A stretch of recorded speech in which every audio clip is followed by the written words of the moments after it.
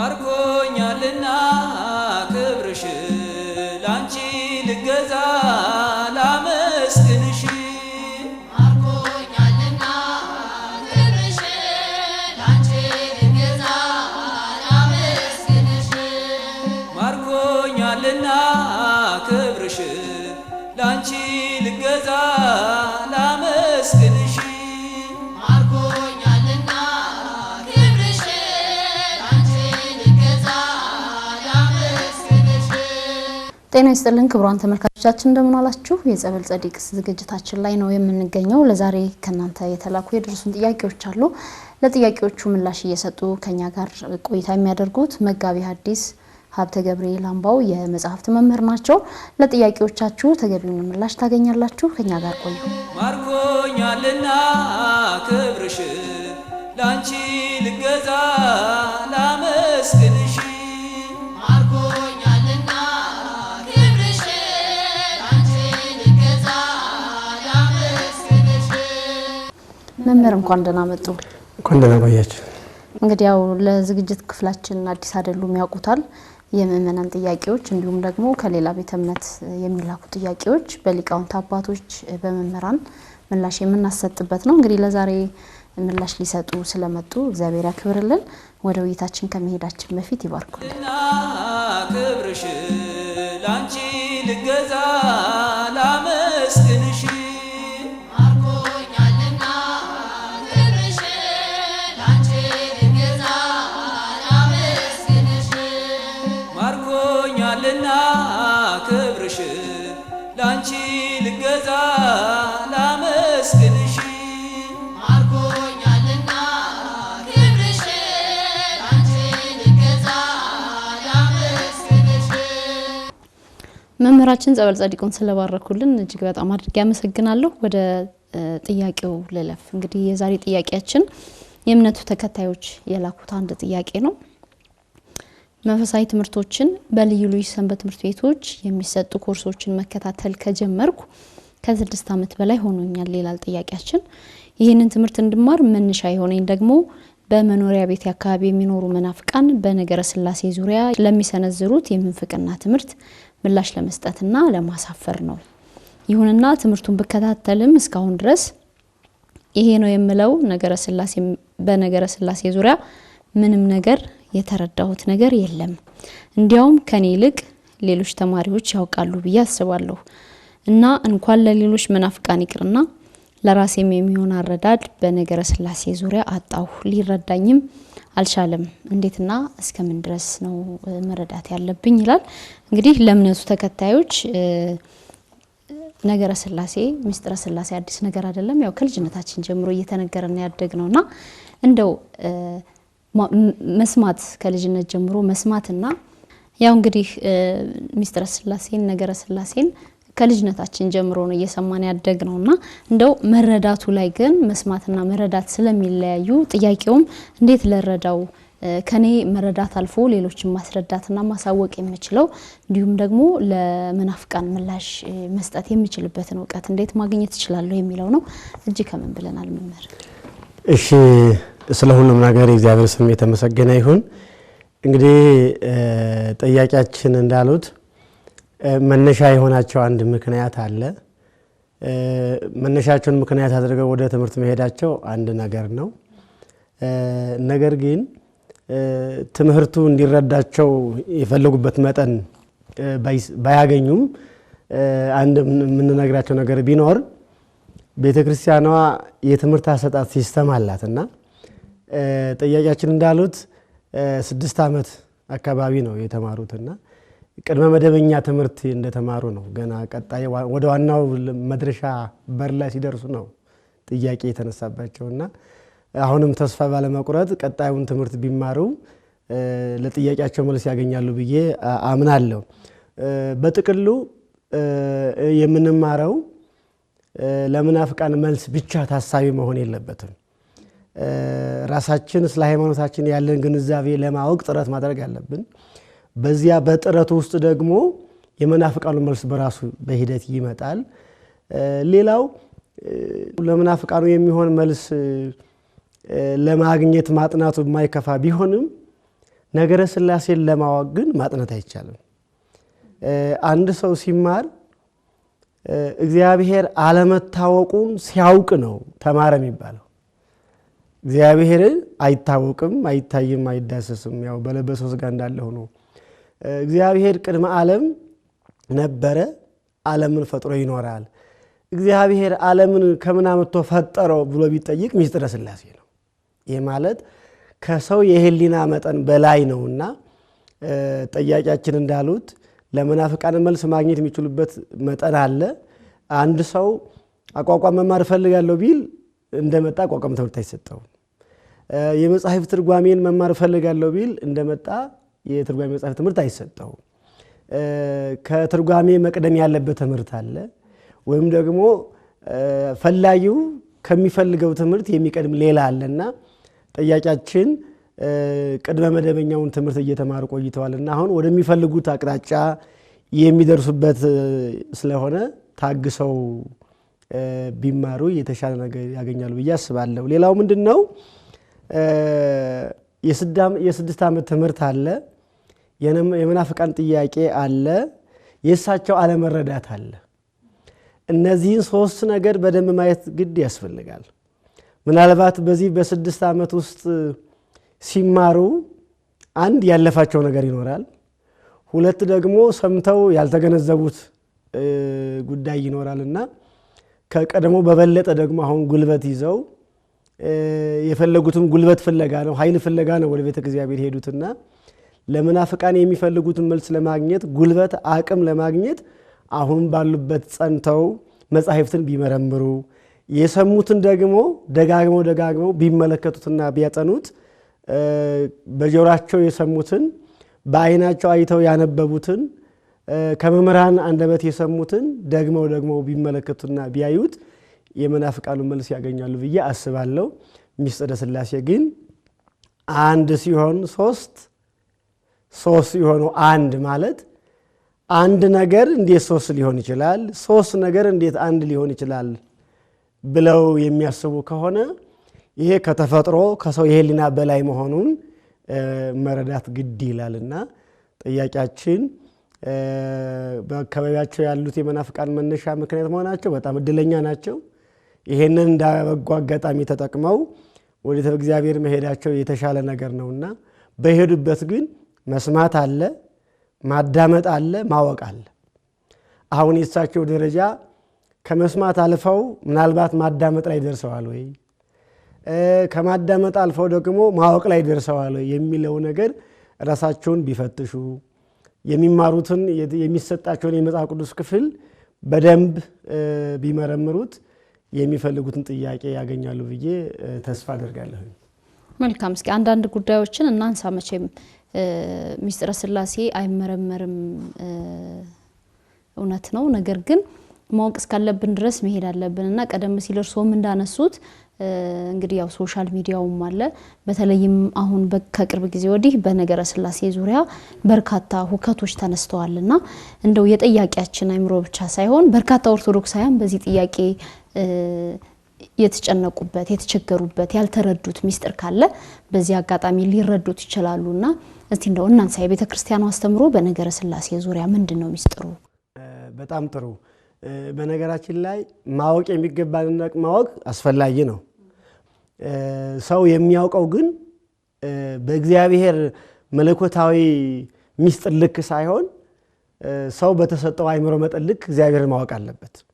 ለምሳሌ አንድ ሕፃን እንደተወለደ ወተት፣ ፍትፍት ከዚያ እያለ ነው ሌላ ጠንካራ ምግብ የሚሰጠውና በእኛ በተዋሕዶ ልጆች አስተምሮ ደግሞ ኦርቶዶክሳዊ ቤተክርስቲያናችን ቅደም ተከተል ትምህርት አላት። እንግዲህ ጠያቂያችን ቅደም ተከተሉን ትምህርት በደንብ አጥንተው ከሆነ ማወቅ የሚገባቸው ነገር ማወቅ አለባቸው። ለምሳሌ ሥላሴ ማለት ምን ማለት ነው ስንል ሶስትነት ነው። አንድ ተማሪ ትምህርት ቤት ሄዶ ሀ ብሎ ከተማረ የሃን ቅርጽ ብቻ ማወቅ የለበትም፣ የሃን ትርጉም መረዳት መቻል አለበት። ለምሳሌ ሀ አካሉ አለ፣ ከአካሉ ውጭ ደግሞ ሀ ማለት እግዚአብሔር አለ ማለት ነው አይደል? ሥላሴን ደግሞ እግዚአብሔር ማለት መለኮታዊ ኃይል ያለውና ዓለምን ፈጥሮ የሚገዛ ባህሪው ሊመረመር የማይቻል ስራው ግን ልናውቀው ለምንረዳው የሚችል ነው። ለምሳሌ አምላክነቱን ሲገልጽ፣ ቸርነቱን ሲያጎናጽፍ፣ ፍቅሩን ሲገልጽ፣ ሰው የሆነበት ምስጢር፣ እነዚህ ነገሮች ሁሉ እኛ ልናውቃቸው የሚገባቸው የሥላሴ ምስጢራት ናቸው። ሰው ማወቅ የሚገባውን ነገር ማወቅ አለበት፣ እውነት ነውና ጠያቂያችን እንዳሉት ሥላሴ ዓለምን የፈጠረው አምላክ ነው። አንድም ሶስትም ተብሎ ይመለካል፣ እንጠራዋለን። ይሄን ማወቅ ግድ ይልናል። ከዚያ ውጭ ደግሞ በሥላሴ ውስጥ ምን አለ ከስንል በስም በአካል በግብር ሶስት፣ በባህሪ በስልጣን በአገዛዝ አንድ አምላክ ብለን ማመን አለብን። እንግዲህ ሥላሴ በባህሪ ቅድመ ዓለም የነበረ መሆኑን እናውቃለን። ዓለምን አሳልፈው መኖሩን እንረዳለን። ዓለምን ለማሳለፍ ሲመጣ ግን ከዚያ በፊት ሰው ለመሆን ስጋን ሲለብስ የመጣበት ኩነት በሚታይ ስራ በሚታይ አካል የማይታይ መለኮታዊ ምስጢር ነው የተከናወነው። ይሄ ማለት አምላክ ሰው ሲሆን ሰው አምላክ ሲሆን እኛ ልንረዳው አንችልም። ነገር ግን ሰው የሆነው ንዕድ ቅድስት ክብርት ከሆነች ከእመቤታችን ከስጋዋ ስጋ ከአካሏ አካል ነስቶ እንደሆነ ይታወቃል። ስለዚህ ሰው የእግዚአብሔር ልጅ መሆን ሲያቅተው እግዚአብሔር ሰው መሆንን ሊያስረዳ እግዚአብሔር ሰው ሆነ። ይሄ ማለት ሰው የእግዚአብሔር ልጅ ሆኖ መኖር ሲያቅተው እግዚአብሔር ደግሞ ሰው ሆኖ መኖርን እንዲሁም ደግሞ ልጅ መሆንን በዚህ ዓለም መኖርን ሊያስረዳ እግዚአብሔር ሰው ሆኖ ስጋ ለብሶ በለበሰው ስጋ ተገልጦ ሰውነት ማለት ምን ማለት እንደሆነ ይሄንን ስንረዳ እንግዲህ የእግዚአብሔር የቸርነቱ መጠን ልክ በእኛ አይምሮ ሲለካ ነው። እግዚአብሔር ቸርነቱንም ፍቅሩንም ከዚህ እስከዚያ ከዚያ እስከዚህ ነው ብለን አንለካውም። ነገር ግን እኛ ልናውቀውና ልንረዳው የሚገባው ጣዕሙን መቅመስ መቻል አለብን። ቸርነቱን መረዳት መቻል አለብንና የሥላሴ ኩነት የሚባል ነገር አለ።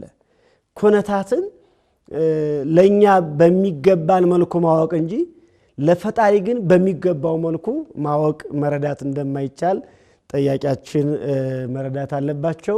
ግን ሥላሴ ምስጢረ ሥላሴን መመርመር አይገባንም ብሎ ዝም ማለት ተገቢ አይደለም።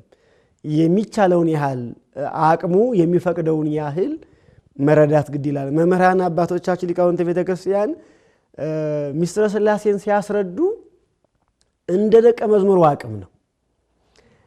ለምሳሌ መኃልየ መኃልይ ዘሰሎሞንና ምስጢረ ሥላሴን ቤተ ጉባኤ ያላደረ ከመምህራን አንደበት ምስጢር ያልሰማ ሰው አውቄያለሁ ተረድቻለሁ ማለት የለበትም። መጻሕፍት ሞልተዋል፣ ማንበብ ይቻል ይሆናል። ማንበብና መረዳት ግን ልዩነት አላቸው።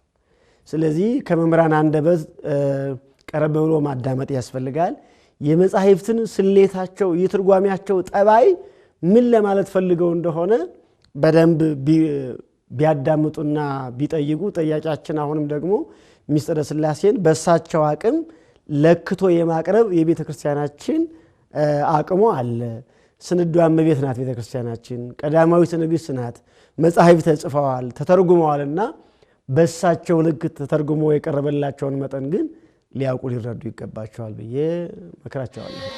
ማርኮኛልና ክብርሽ ላንቺ ልገዛ ላመስግንሽ ማርኮኛልና ክብርሽ ላንቺ ልገዛ ላመስግንሽ። መልካም እንግዲህ መምህር እኛ ጋር እያደረጉ ስላለው ቆይታ እናመሰግናለን። እንግዲህ ነገረ ሥላሴን ለመማር ቀናት ብቻ ሳይሆን ዘመናት አይበቁም። ምክንያቱም ሚስጥሩ ሰፊ ነው። የቤተ ክርስቲያን ሊቃውንት አባቶች እድሜያቸውን ሰጥተው ነው ይሄን ሚስጥር የሚማሩትና እንደው ግን ጥያቄው እንደ ጥያቄ ከተነሳ አይቀር ምናልባት ቀደም ሲል ለመግለጽ እንደሞከርኩት መናፍቃኑም በተለየ አይነት ዘመቻ ሚስጥረ ሥላሴ ላይ አንዳንድ ጥያቄዎችን እያነሱ ስለሆነ ማጥራት ይገባልና ጉዳዩን እንደው አንድነት በሶስትነት ሶስትነት ደግሞ በአንድነት ውስጥ ያለው ሚስጥር ምንድነው የሚለውን አንስተን እናጠቃልላለን። በጣም ጥሩ። ቅድም እንዳልኩት ኩነታት በተመለከተ ነውና አንድን ነገር ሶስት ነው ለማለት ክፍልፋይ ያስፈልገዋል። ሶስትን ነገር አንድ ለማለት መደመር ያስፈልገዋል። በስላሴ ግን መደመርም የለም ክፍልፋይም የለም። ስለዚህ አንድ ነው ስንል አንድ ጊዜ አንድ ሆኖ አንድ ጊዜ ደግሞ ሶስት የሚሆን አይደለም። ሶስት ስንልም ሶስት ብቻ ማለት አይደለም። አንድ ስንልም አንድ ብቻ ማለት አይደለም። በስላሴ ኩነት ብቻ የሚባል ነገር አይገባምና አንድ ስንል አንድም ብቻ ሳይሆን አንድም ሶስትም ብለን ነው የምንረዳውና ሶስት ስንል ደግሞ ሶስት ብቻ ሳይሆን ሶስትም አንድም ስንል ነውና እንቅድም እንዳልነው ያው የእያንዳንዳቸው የሶስትነት ትምህርት አለ፣ የአንድነት ትምህርት አለ። ስለዚህ አንድ ነው እግዚአብሔር፣ ሕያው ነው እግዚአብሔር፣ አምላክ ነው፣ ገዥ ነው፣ ፈጣሪ ነው እንላለን። ከዚያ ደግሞ ሶስት ነው እንላለን። ሶስት ስንል ግን ባህሪን አይነካም፣ መለኮታዊ ስልጣንን አይነካም፣ አይመለከትም ማለት ነው። ስለዚህ አንድንም አንድነትንም ሶስትነትንም ወይም አንድም ሶስትም ብለን ማመን ግድ ይለናል። ምናልባት መናፍቃኑ ጥያቄያቸው ከአውድ ውጭ ሊሆን ይችላል። ከአውድ ውጭ ከሆነ ደግሞ ከአውድ ውጭ ለሆነ ጥያቄ መልስ ከአውድ ውጭ እኛ አንወጣ። ቤተ ክርስቲያኒቱ የተለካ የተሰፈረ ውሃ ልክ የሆነ ትምህርት አላት እና ከአውድ ውጭ የመጣ ጥያቄ ከሆነባቸው ምናልባት ከአውዱ ውስጥ በመሆን ነው ለነመናፍቃን መልስ መስጠት የሚቻለውና አንድ ነው እግዚአብሔር። አዎ አንድ ነው፣ ግን በአንድነት የጸና ሆኖ ሳለ ደግሞ በሶስትነትም የተገለጠ ነው። ለዚህ ማስረጃ የሚሆነው ለጥያቄያችን አንድ ምሳሌ ልስጣቸው። አንድ ሰው ሙሉ ሰው ነው የሚባለው ልብ፣ ቃል፣ እስትንፋስ ሲኖረው ነው። ቃልን ለብቻ አንድ ሙሉ ሰው ነው ማለት አይቻልም። እስትንፋስንም ለብቻ አድርጎ አንድ ሙሉ ሰው ይሆናል ማለት አይቻልም። ቃልንም እንደዚሁ። ስለዚህ በሰውነታችን ውስጥ እስትንፋስ፣ ቃል፣ እነዚህ ልብ እንዳለ ሁሉ ከሶስቱ የሚቀድመው በአካል ወይም በስራ ማለት ነው። በስራ ልብ፣ እስትንፋስ፣ ቃል ነው። መቀዳደም የለባቸውም። በስራ የሚቀድመው ልብ ነውና በአብ ልብነት ያስባሉ። ከዚያ በመንፈስ ቅዱስ እስትንፋስነት፣ ከዚያ በወልድ ቃልነት ይናገራሉ ስንል ልክ በተፈጥሮኛ ልባችን ያመነጨውን ልባችን ያሰበውን በእስትንፋሳችን አከናውነን በቃል እንደምንገልጠው ሁሉ የሥላሴ አንድነትን መገለጫ ይሄ ነው። ለምሳሌ ያህል ሁለተኛ ምሳሌ መግለጽ ቢያስፈልግ ፀሐይ ሶስትነት አለው። አካል አለ፣ ሙቀት አለ፣ ክበብ አለ።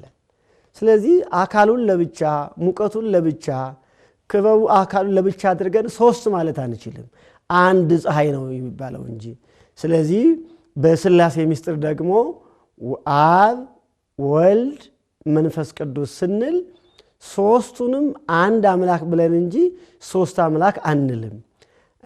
አብ አብ እንጂ ወልድ አይባልም። ወልድም ወልድ እንጂ አብ መንፈስ ቅዱስ አይባልም። መንፈስ ቅዱስም መንፈስ ቅዱስ እንጂ አብ ወልድ አይባልም። በስም አንዱ የአንዱን ስም አይወርስም። በግብርም እንደዚያው አብ ወላዲ ነው፣ ወልድ ተወላዲ ነው፣ መንፈስ ቅዱስ ሰራጺ ነው።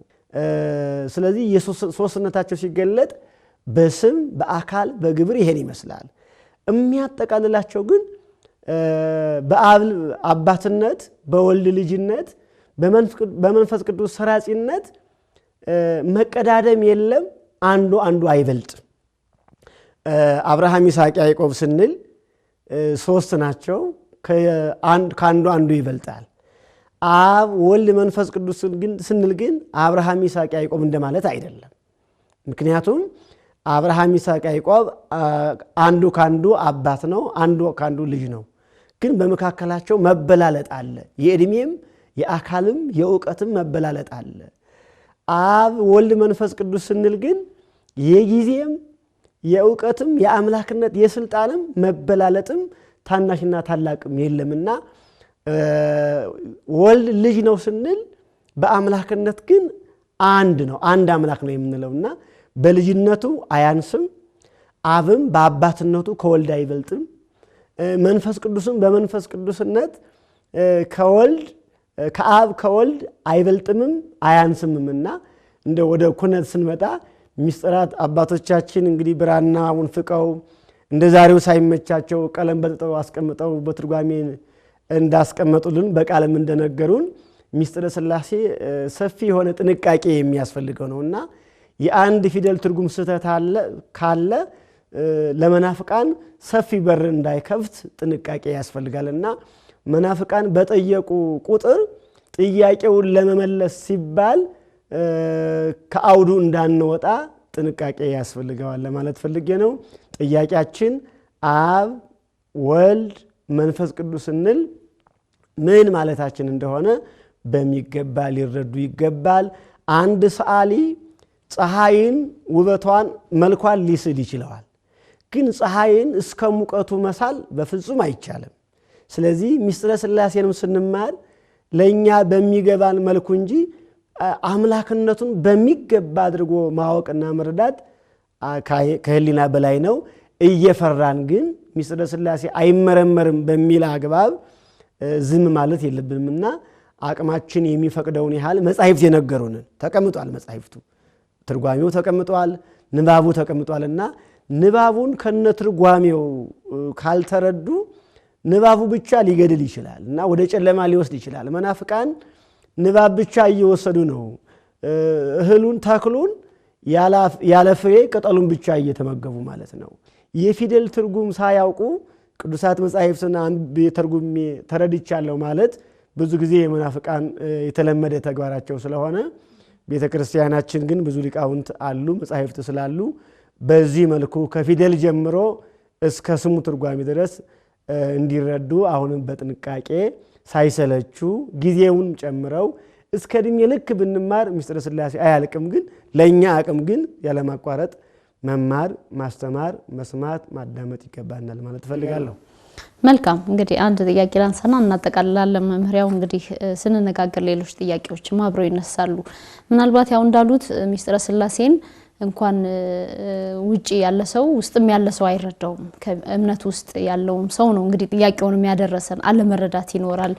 እኔም እንግዲህ በድፍረት ጥያቄዎችንም አላነሳው ብዙ ያልተረዳውት ነገር ስላለ ነው። ነገር ግን በአካል ሶስት ነው ስንል ለአብ ፍጹም መልክ፣ ፍጹም ገጽ፣ ፍጹም አካል አለው፣ ለወልድም እንደዛው፣ ለመንፈስ ቅዱስም እንደዛው ፍጹም መልክ፣ ፍጹም ገጽ፣ ፍጹም አካል አላቸው። ስለዚህ በሌላው የእምነት ተቋማት ውስጥ የሚገኙ ሰዎች ክርስቲያኖች ሶስት አማልክትን ያመልካሉ የሚሉ ነገሮችን የሚናገሩት ይሄንን አስተምህሮ ባለመረዳት ነው እና እንደው እዚህ አስተምህሮ ላይ ጥያቄ የፈጠረባቸው ኦርቶዶክሳውያን ካሉ የበለጠ እንዲረዱት እዚች ላይ የሆነች ነገር ይበሉና እናጠቃልላለን። አመሰግናለሁ። ቅድም እንዳልነው ነው ያው መናፍቃን አንድን ሐሳብ አንድ ፊደል አንድ ስንኝ ይዞ የመካድ ወይም ደግሞ ከአውድ የመውጣት የቀድሞውም የነ አርዮስ ደቀ መዛሙርት ልማዳቸው ነውና ለነሱ ልክ ናቸው እንደራሳቸው።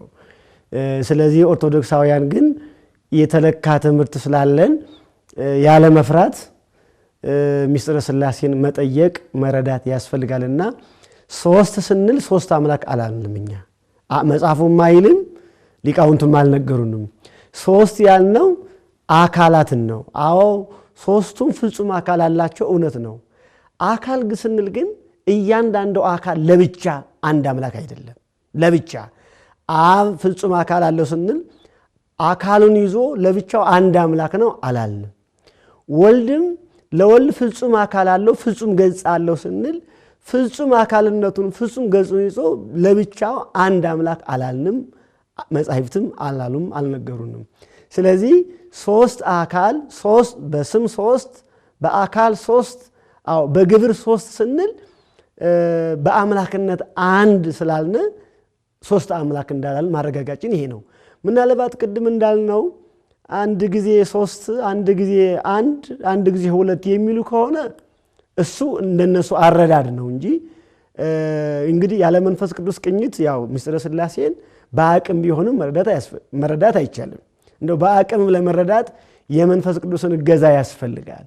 እንደው ሶስት የተባለን ነገር አንድ ማለት አንድ ብለን ያመነው ነገር ሶስት ማለት ሃይማኖት ይጠይቃልና በሃይማኖቱ አውድ ውስጥ የሌሉ ሰዎች ቢሉ አይረዱትም ለራሳቸው ልክ ናቸው በሃይማኖቱ ውስጥ አውድ ያሉ ሰዎች ግን ከህሊና በላይ የሆነ ምስጢር ሲገጥማቸው ለመንፈስ ቅዱስ ነው የሚሰጠው አባቶቻችን አንብበው ተርጉመው ያልተረዱት ነገር ሲገጥማቸው ለመንፈስ ቅዱስ ነው የሚሰጡት ይሄ አይቻልም ለእግዚአብሔር ግን ይቻላል ብሎ ማመምን መለማመድ አለባቸው ኦርቶዶክሳውያንና አዎ እንደ ሰውኛ እንደ ስጋ ዕውቀት እንደ ስጋ ጥበብ ይሄ አይሆንም በነገራችን ላይ እንደ ስጋ ሲመዘን ይሄ እንዴት ሊሆን ይችላል እውነት ነው ግን እያወራን እየተነጋገርን ያለነው መጻሕፍትም የነገሩን እንደ ስጋ ሐሳብ እንደ ስጋ ፈቃድ አይደለም አንድ ሃይማኖታዊ ሰው ሊረዳው የሚገባው የሌለን ነገር ወይም የማይታይ ነገር